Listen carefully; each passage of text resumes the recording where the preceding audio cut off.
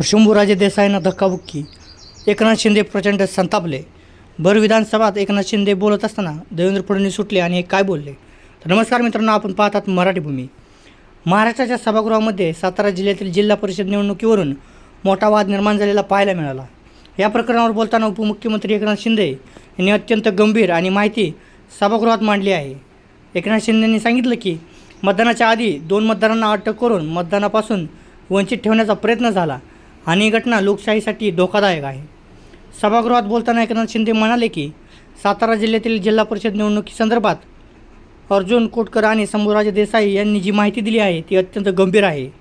या संपूर्ण घटनेचा मी स्वतः साक्षीदार आहे असं एकनाथ शिंदेंनी सांगितलं। निवडणुकीची तारीख जाहीर झाल्यानंतर शंभूराज देसाई यांनी मला फोन करून माहिती दिली, त्यावेळी मकरंद पाटील देखील तिथे उपस्थित होते असं एकनाथ शिंदेने सांगितलं। व त्यांनी सांगितलं की 2 मतदारांवर जुने गुन्हे दाखल करून मतदानाच्या 1 दिवस आधी अटक करण्याचा प्रयत्न सुरू आहे। एकनाथ शिंदे म्हणाले की ही माहिती मिळताच मी साताऱ्याचे पोलीस अधीक्षक तुषार जोशी यांना फोन केला। मी त्यांना विचारलं की नेमकं काय चाललं आहे। त्यावर त्यांनी सांगितलं की गुन्हा दाखल झाला आहे आणि पुढे कारवाई होणार आहे। पण मी त्यांना स्पष्ट सांगितले की उद्या मतदान आहे आणि कोणत्याही परिस्थितीत मतदारांना मतदानापासून वंचित ठेवू नका। लोकशाहीमध्ये मतदान हा मूलभूत अधिकार आहे। कोर्ट देखील जेलमधून मतदारांना मतदानासाठी आणण्याचे आदेश देते, म्हणून आधी मतदान होऊ द्या आणि नंतर काय कारवाई करा असे मी त्यांना सांगितले असे एकनाथ शिंदे यांनी विधानसभेत सांगितलं। व यानंतर मी राज्याच्या पोलीस महासंचालकाला फोन करून संपूर्ण माहिती दिली व त्यांनी सांगितलं की बहुमत एका बाजूला असल्यामुळे मतदारांना अडवण्याचा प्रयत्न होऊ शकतो। व पुढे एकनाथ शिंदे म्हणाले की DG साहेबांनी ताबडतोब पोलीस अधीक्षकांशी संपर्क साधला आणि मतदान सुरळीत पार पडेल असे आश्वासन दिलं। परंतु नंतर मीडियामध्ये जे समोर आलं ते धक्कादायक होतं। एकनाथ शिंदे पुढे म्हणाले की शंभूराजे देसाई स्वतः तिथे गेले कारण त्यांना शंका होती की मतदारांना अडवले जाईल। त्या ठिकाणी पोलिसांनी 2 मतदारांना जणू काही आरोपी असल्यासारखं पकडून नेलं।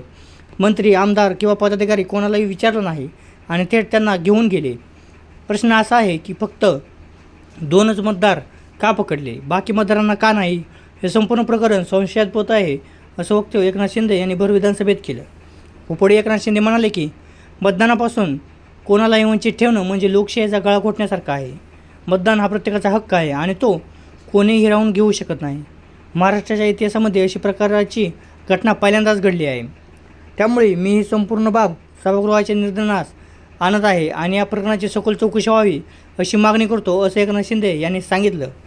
यानंतर सभागृहात उत्तर देताना देवेंद्र फडणवीस उठले आणि म्हणले की उपमुख्यमंत्र्यांनी मांडलेल्या माहितीच्या आधारे या संपूर्ण प्रकरणाची योग्य चौकशी केली जाईल व चौकशीत जे निष्पन्न होईल त्यानुसार संबंधितांवर कारवाई केली जाईल असं वक्तव्य देवेंद्र फडणवीस यांनी एकनाथ शिंदेला केलं आहे। म्हणजेच मित्रांनो, सातारा जिल्ह्यातील या जिल्हा परिषद निवडणुकीवरून मोठा वाद निर्माण झाला आहे। मतदारांना अटक करून मतदानापासून वंचित ठेवण्याचा प्रयत्न झाला का याची चौकशी आता होणार आहे। तर तुम्हाला काय वाटतं, मतदारांना अडवणं हा लोकशाहीवर आघात आहे का? तुमचं मत कमेंटमध्ये नक्की कळवा। व्हिडिओ आवडला असेल तर लाईक करा, चॅनल मराठी भूमीला सबस्क्राईब करा आणि अशाच बातम्यांसाठी आमच्यासोबत राहा। धन्यवाद। जय महाराष्ट्र।